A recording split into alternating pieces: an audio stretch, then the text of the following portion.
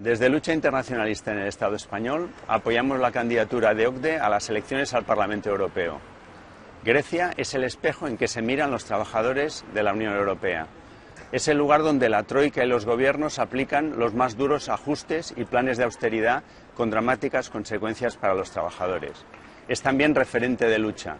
Por eso, la derrota del memorándum debe ser un objetivo de todas las organizaciones de trabajadores y trabajadoras de la Unión Europea. La crisis, los recortes y la austeridad significan en el Estado español más de 6 millones de parados, un descenso del 20% de los salarios, la privatización y desmantelamiento en el sector público de la sanidad y la educación públicas y un gran retroceso en los derechos de los trabajadores conquistados tras años de lucha. Hay que levantar un plan obrero de emergencia contra todos estos ataques. No al pago de la deuda, por la nacionalización de la banca y de las empresas estratégicas bajo control de los trabajadores y los trabajadores, por un plan de choque contra el paro y en defensa de los servicios públicos. La Unión Europea no se puede reformar ni humanizar, es la Europa del capital y de la banca.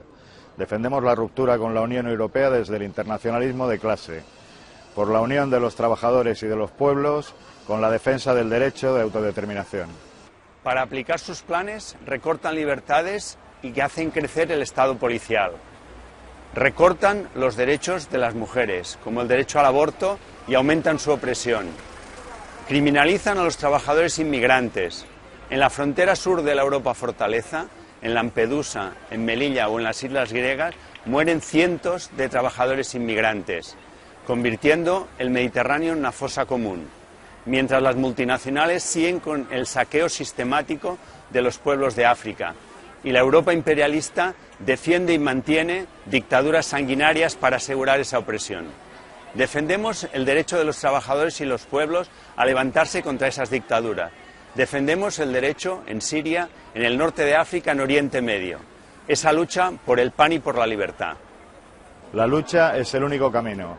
Hay que unificar las luchas a nivel europeo y forzar la convocatoria de una huelga general europea.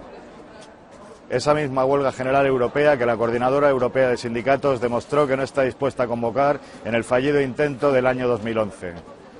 Pero también hay que levantar una alternativa política de los trabajadores, una alternativa política internacionalista y de clase en ruptura con la Unión Europea y el capitalismo por una Europa unida y socialista.